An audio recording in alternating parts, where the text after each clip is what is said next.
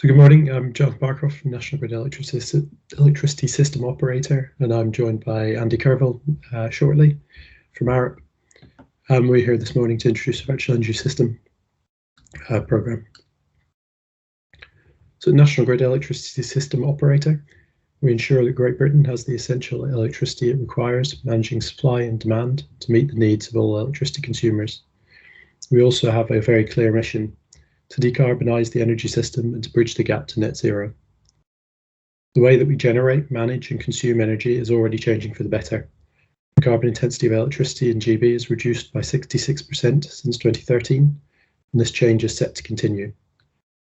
By 2030, our future energy scenarios show 40 gigawatts of offshore wind, which is up from 11 gigawatts in 2020. By 2050, future energy scenarios show up to 230 gigawatts of flexibility capacity.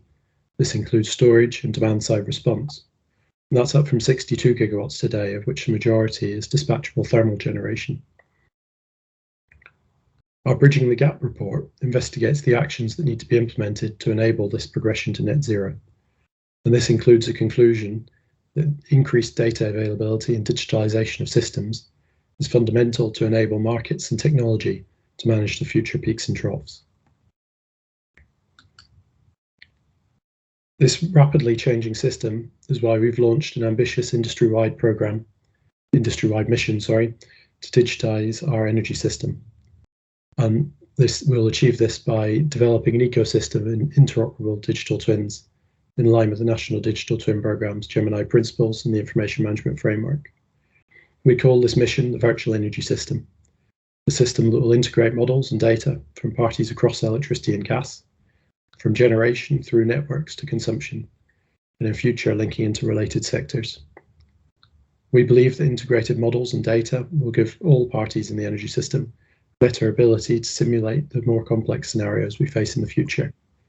And none of this, in our view, is merely desirable or optional. It's essential. We will not be able to unlock the flexibility or the energy transition unless we have the tools to build and manage our future energy system in a coordinated manner.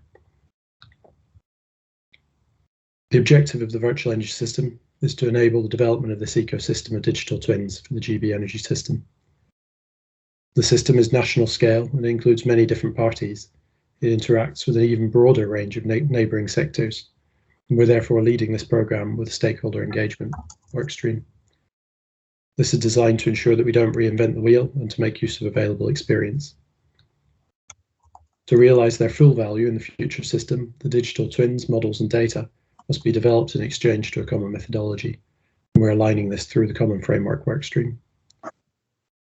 We've defined initial use cases to inspire and support the development of this, which I'll introduce. So we've prioritised 3 opportunities, and these are aligned to each of our core roles as the ESO, and we'll be collaborating with technology partners and networks to achieve these. Our first role is national control, and to operate more effectively and economically in an increasingly complex environment, we want to enhance our optimisation and data integration.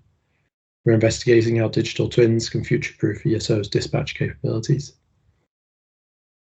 For our second role in markets, we want to develop our understanding of consumer dynamics and flexibility characteristics in order to better incentivise and utilise flexible demand from smart appliances like heat pumps and electric vehicles, and how digital twins can help to effectively simulate this flexible demand. And our third role is networks and strategy. Managing the stability of the grid is becoming more challenging, driven by an increasing number of smaller assets and power electronics on the system. To effectively plan the network to economically procure services, we need models of physical assets which are not owned by ESO. We're collaborating with networks to build digital twins, which we can use to model these network changes. So I'll now introduce Andy from ARP, who will talk us through some of the common framework development that we've started. Thanks, Jonathan. Yep, ARP, alongside Energy System Catapult and Icebreaker One, who have established the Open Energy framework. I've been assisting in the second workstream, which Jonathan described, developing this common framework. And we've done that by starting with the benchmarking report. So we really hope to, through that, we've understood what's already happening in the energy sector around the globe. Countries such as Estonia, Australia, and others are developing their digital twins, and elements of the mission which ESO are starting to provide. So we've looked at those various elements, and from that, we're going to determine what those key socio-technical factors are that need to be considered as part of the virtual energy system to succeed. So we've looked at various elements such as the people, process, technology, and data aspects that will all need to be considered by the energy sector as a whole to align with the Gemini principles and with the National Digital Twin Programme also, so that each organization or body understands what their role could be in this. And the future part of work is, once we understand that, we will then develop the various standards or amend existing standards. We understand initiatives are all underway, and we will, through working parties and approaches, develop what the common framework will look like for the energy sector. And following that, next slide, please, Jonathan. To help explain some of the findings so far, some of the thinking, we are going to, National Grid are hosting a show and tell session, which is on the 10th of February, which is Thursday at 1 to 2 p.m. And to be part of that and to hear your views and hear from us, we encourage you to sign up to the mailing list and find out more information from the website here. Noting that the market's ESO suppliers, the ESO customers, actually involve separate coupled digital twins for manageability. So that's stating more than a question, but I guess it's talking about the interaction between multiple digital twins from across the energy system. So I wonder if Jonathan, you might be able to talk about what it looks like, the landscape of connecting all these things together. Yeah, so fortunately, I can hopefully add some answers here. So yeah, the virtual energy system recognizes that the assets and the data are owned by different entities across the sector. And that has historically always made it difficult to share data and exchange data between parties. So the reason, that's part of what's driven this distributed model of having individual twins for each component and then coupling those together. And it'll allow us to manage the security and the privacy aspects associated with each of those.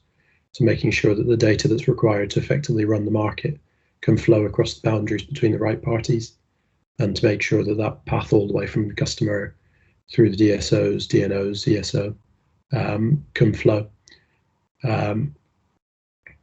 What I might do is link that into the second question, if I can, Simon, is that it's also a limitation at the moment for some of this metering data is getting access to individual meters is difficult on a privacy perspective. So obviously it's personal data defining how people are using energy over time. So that's historically caused issues with sharing it.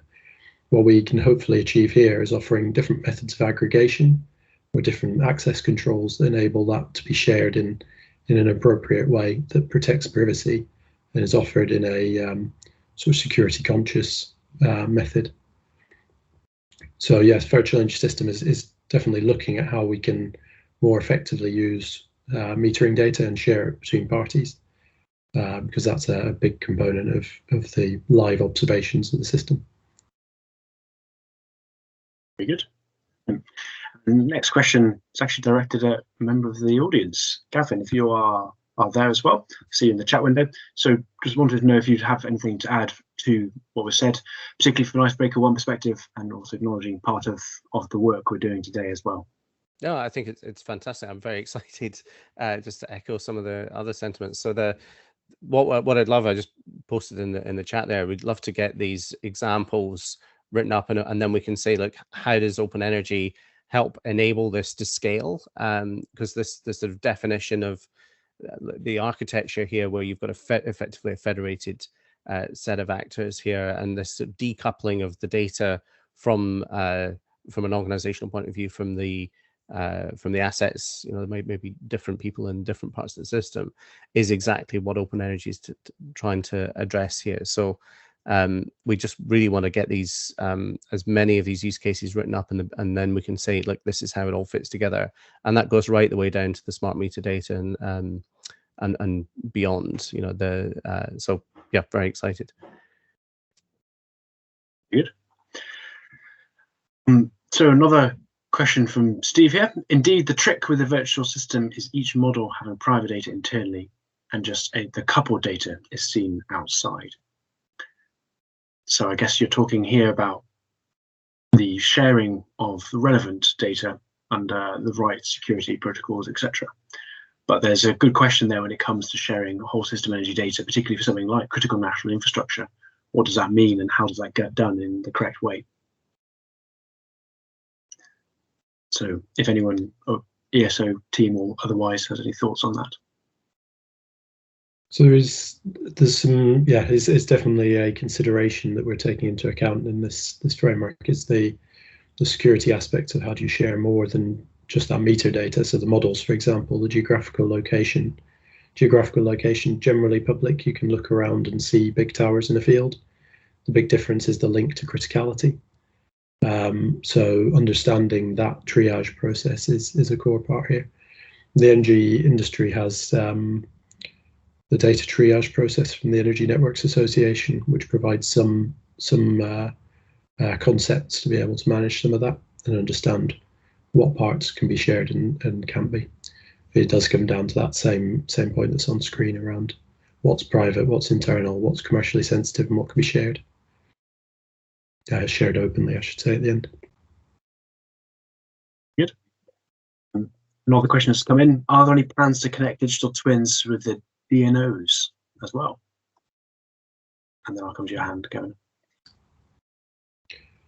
So yeah, our use case examples at the moment are looking at working with partner DNOs to develop in that area. Yeah. Very good. I can't give a specific example right now, but over time they'll become clear. Watch this space. Yeah. Got to save some suspense. And I can see your hand there, Gavin.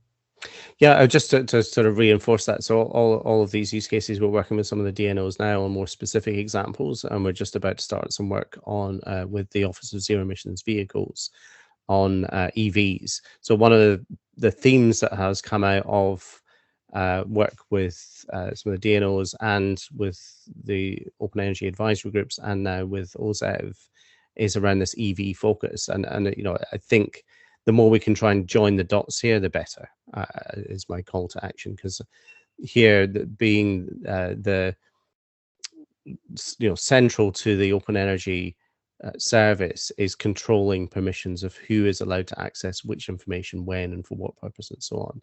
So again, really keen to work those through. But it just piqued my interest as well when you're talking about sharing the models. It's something we haven't really started a conversation around yet, but the permissioning of access to models is something that could also be enabled through a similar architecture here. So just put a bookmark in that if that's of interest. Very good. And there's some excellent thoughts there for you all to join the show and tell coming Thursday, because you'll be able to take part in more of the conversation around this. One more point to make, Simon. I think on the website that's been shared, there was a conference that was held to sort of kick off the virtual energy system back in December, and there's been some useful recordings and discussions that Mark, for example, attended. I think would be worthwhile for people to get some background in advance of this as well.